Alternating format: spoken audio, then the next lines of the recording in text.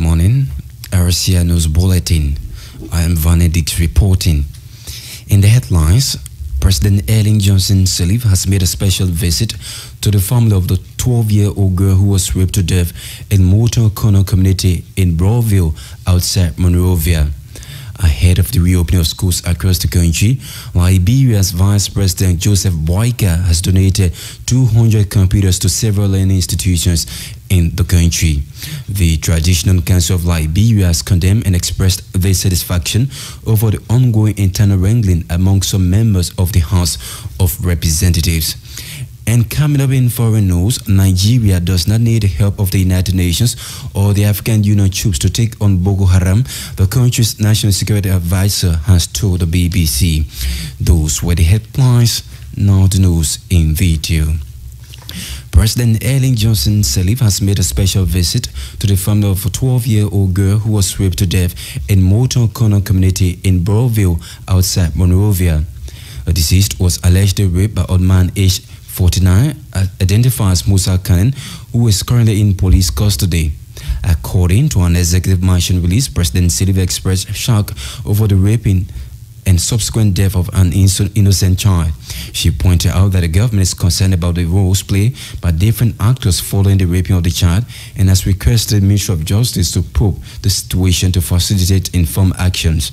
She indicated that the government wants to know why the child was reportedly rejected by some health centers and how it got difficult to get her to the JFK Medical Center in time. President Johnson Sirleaf assured the family that her government takes rape seriously and will leave no stone unturned in bringing perpetrators of rape, and in particular the individual who raped and killed an innocent child. The Liberian leader also used the opportunity to sound a strong warning to would-be rapists that the government is fed up with their wicked action in Liberia. Ahead of the reopening of schools across the country, Liberia's Vice President Joseph Boyka has donated 200 computers to several learning institutions in the country. Speaking Friday at the symbolic presentation ceremony, VP Boyka said the computers are meant for institutional capacity building and manpower development. Ambassador Boyka said he was glad to make donations and hoped that the equipment will make a difference in the educational programs of these schools and institutions.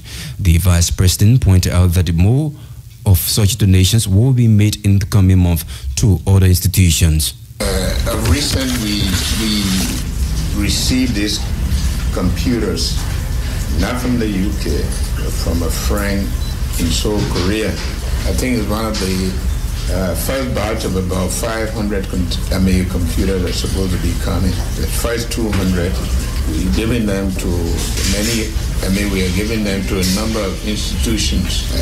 As they come, we'll be making more delivery to other institutions. A couple of months ago, we gave a 130 kilowatt generator to the Ministry of Health, a similar one to the Ministry of Education, one to the National Port Authority because they help us to plan, and one to the Ministry of Agriculture.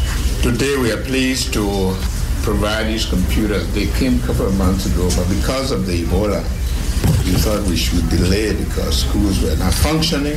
So today we are happy to give the Sanipule High School in Nimba County, I don't know where it has representation yet, we're giving them 15 computers, exactly what you see here. Bopolu Central High, we're giving them 10 computers. Bomi Youth Center, 10. Bove High School, Bon County, 15. Pinsbeck Community High, 20. Foya Central, 20. Wanyama Motlatra High, 10. And the Lishama Secretariat, 5. As part of the donations by the Vice President, 15 pieces of Samsung computers were given to the Sanikula High School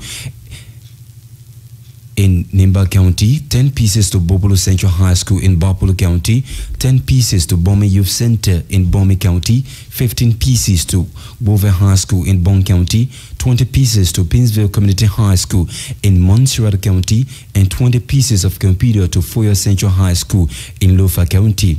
Orders are the Von Jaman Multilateral High School 10 pieces, the Lee Sherman Executive Secretariat School 5 computers, and the Effort Baptist School, among others. The Traditional Council of Liberia has condemned and expressed dissatisfaction over the ongoing internal wrangling among some members of the House of Representatives.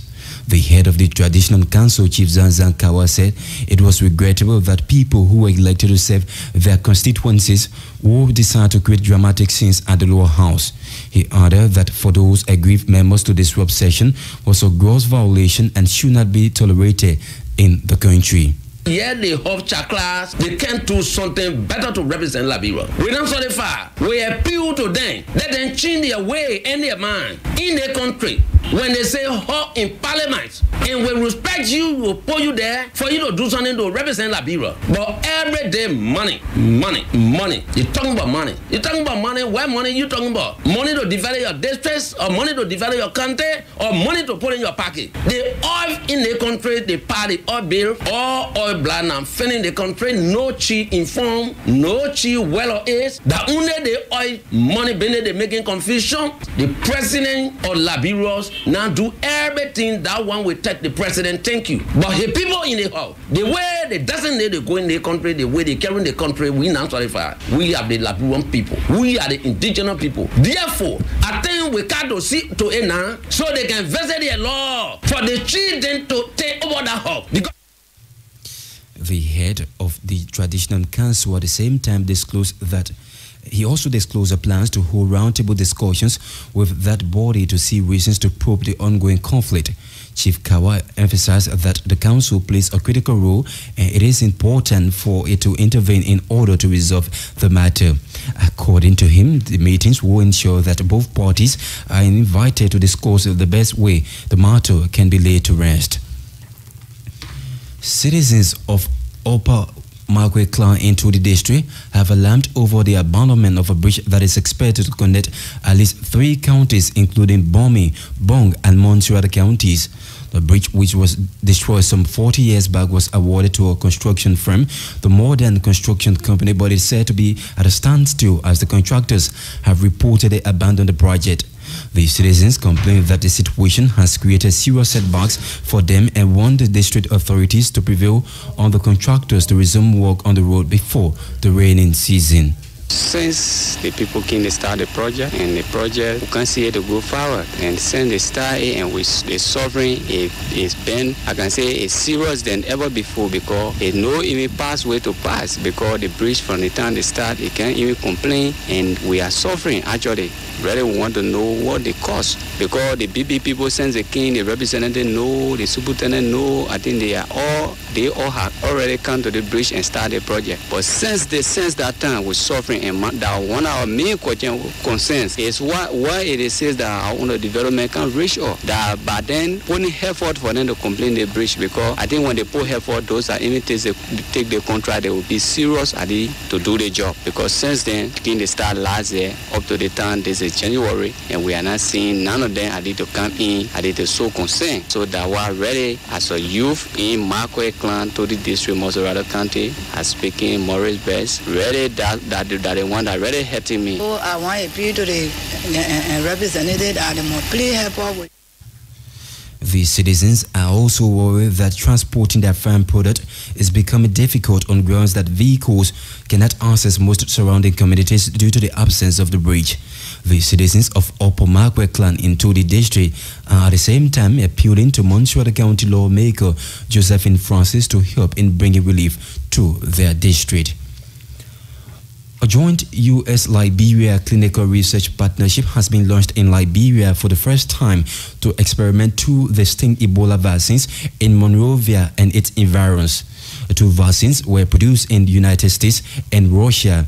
An official of the organization, Madam Margaret Sherman, said the research will provide an opportunity where people can be able to consume the items for testing. Madam Sherman, who is also the CEO of Clinical Operations of Global Research Partners, added that the program launched will target about 27,000 Liberians who will so adequately be tested with the new vaccines to be used in the future. How many people can join in the study? Right now, we predict to have over 27,000 people as participants in the study. That is a big group, and we hope we can fill this within the time frame that we have. What group of people are most likely to be wanted for this vaccine study? Now listen, the study is open to all people who meet the criteria age-wise. However, we prefer to have those that are at high risk to see if they can be protected, because these people will continue to do their jobs. So we want people, really the healthcare workers, all the people that work in clinics and hospitals, the ambulance drivers, and people that take care of the dead, the burial. We want all of those people as part of the study. According to Madam Sherman, the program will also focus on people between the ages of 18 years and above and highly affected Ebola communities in order to properly experiment the vaccines. The CEO of Clinical Operations of Global Research Partners added that the experiment will last up to 8 months, and if completed, the findings will be used to select the best vaccine to combat the virus. An official of the Environmental Protection Agency has cautioned Liberians against the inappropriate disposal of waste to prevent environmental and climate changes. Samson Che, coordinator for Biodiversity Convention at EPA, noted that people on a daily basis produce waste which in some cases are composed of chemical substances that require specific protocols for disposal. He made a statement in Bukana, Grand Bassa County during a presentation he made on waste management on the second day of an environment and climate change workshop organized by the Environmental Protection Agency. He named raising temperature, accumulation of greenhouse gases in the atmosphere, rise in sea levels, and other local climatic conditions as some effect of waste on the environment. According to him, the burning of fossil fuel, wood, and other waste lead to emission of carbon dioxide, methyl nitric oxide, and other harmful GHG gases, which result into degradation of the ozone layer, thereby allowing the passage of harmful radiations to the Earth's surface. He called on journalists to get involved in the dissemination of information which will provide the public knowledge in handling waste properly in Liberia. President Ellen Johnson Sirleaf has officially turned over to the leadership of the Old Manjua Market the newly renovated premises that previously hosted the Liberia Tractor Company, Liptraco. Manjua marketers temporarily used a spot in Vartown near the Gabriel Toka Bridge that connects Monrovia to Bujo Island. According to an executive march release, the Liberian leader admitted that it took a long time to secure a long-term site, but was delighted that this has finally been resolved. She praised the collaboration of all those who worked with the Ministry of State to make the relocation a success. President Johnson Sirleaf thanked the owners of the property for allowing them to rent the premises on a long-term basis.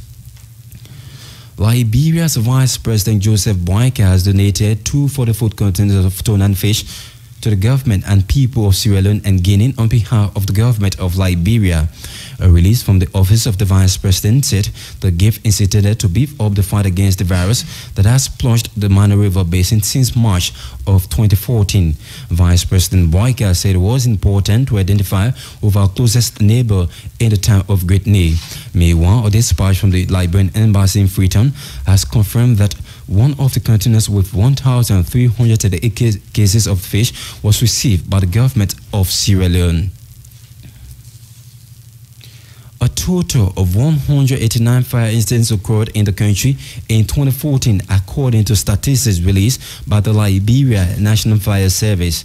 LNFS, the Director of Public Affairs, Jasa Gaya, told the Liberia News Agency Thursday that the number dropped by 99 in 2014 compared to 2013 when 288 fire incidents were recorded. Most of the fire outbreaks were as a result of illegal electric wire connection, negligence and arson, she added.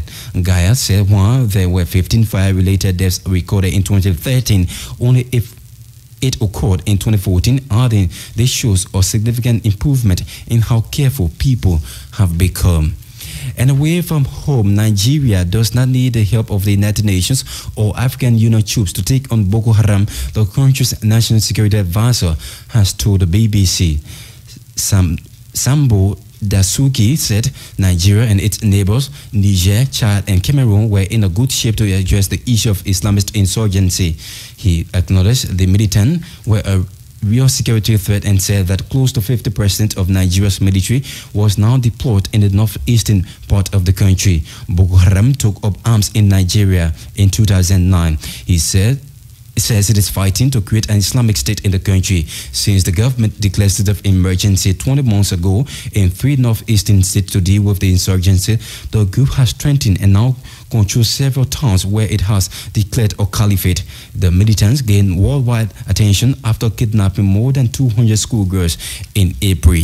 And now to end this news broadcast, once again, these are the top stories. President Ellen Johnson Sirleaf has made a special visit to the family of a 12-year-old girl who was raped to death in the Motor Corner community in Monrovia outside Monrovia. The deceased was allegedly raped by a man aged 49, identified as Musa Cannon, who is currently in police custody. Ahead of the reopening of schools across the country, Liberia's Vice President Joseph Boyka has donated 200 computers to several learning institutions in the country. Speaking Friday at a symbolic presentation ceremony, VP Boyka said the computers are meant for institutional capacity building and manpower development. The Traditional Council of Liberia has condemned and expressed their satisfaction over the ongoing internal wrangling among some members of the House of Representatives. And away from home, Nigeria says it does not need the help of the United Nations or the African Union troops to take on Boko Haram, the country's national security advisor has told the BBC. Sambo Dasuki said Nigeria and its neighbors, Niger, Chad and Cameroon, were in good shape to address this issue of Islamist insurgency. He acknowledged the militant were a real security threat and said that close to 50% of Nigeria's military was now deployed to the northeastern part of the country. Boko Haram took up arms in Nigeria in 2009. It says it is fighting to create an Islamic State in the country. Since the government declared a state of emergency 20 months ago in 3 northeastern states to deal with the insurgency, the group has strengthened and now controls several towns and villages. It has declared a caliphate in Nigeria. The militant gained worldwide attention after kidnapping more than 200 schoolgirls in April in 2014. Well, that's the RCI News Bulletin. I am Varney Diggs. Good morning.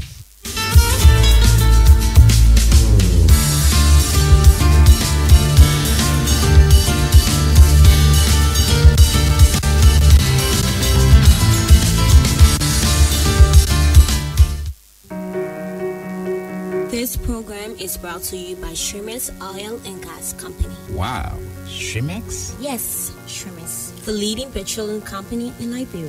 100% run by Liberians. Proudly Liberian? Yes, proudly Liberian. Shrimex success in the oil and gas industry is measured by performance, product, and profits. Shrimex Oil and Gas Company.